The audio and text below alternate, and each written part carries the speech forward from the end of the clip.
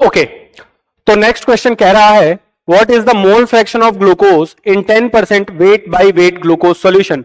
Again हमें दे रखा है 10% weight by weight glucose solution, यानी कि हमें कंसंट्रेशन दे रखी है और हमें इस क्वेश्चन में जो कंसेप्ट यूज किया वो होगा कंसंट्रेशन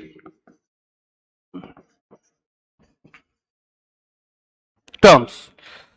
बात करते हैं अपने क्वेश्चन की। हमें दे रखा है 10% वेट बाय वेट, यानी कि इससे हमें जो इंफॉर्मेशन मिली 10 gram glucose 10 gram glucose in 100 gram solution.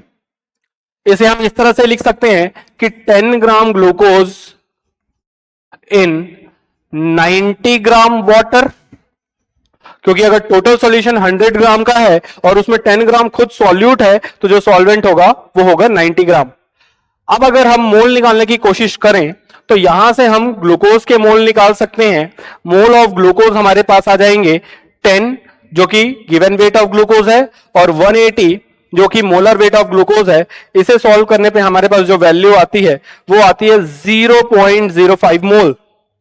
और अगर हम वाटर के मोल निकालने की कोशिश करें तो गिवन वेट है 90 ग्राम और मोलर वेट जो दे रखा है हमें वाटर का वो होता है 18। तो इसे सॉल्व करने पे हमारे वाटर के मोल आ जाते हैं 5। क्योंकि हमें पूछा गया है मोल फ्रैक्शन ऑफ ग्लूकोज, तो हमें पता है मोल फ्रैक्शन का फॉर्मूला होता है खुद के टोटल मोल, खुद के मोल डिवाइडेड बाय टोटल मोल। तो ग्लूकोज के जो मोल हमने निकाले वो है 0.05 मोल, और अगर मैं टोटल मोल्स की बात करूं तो वो 5 plus 0.05 that will be 5.05 mole.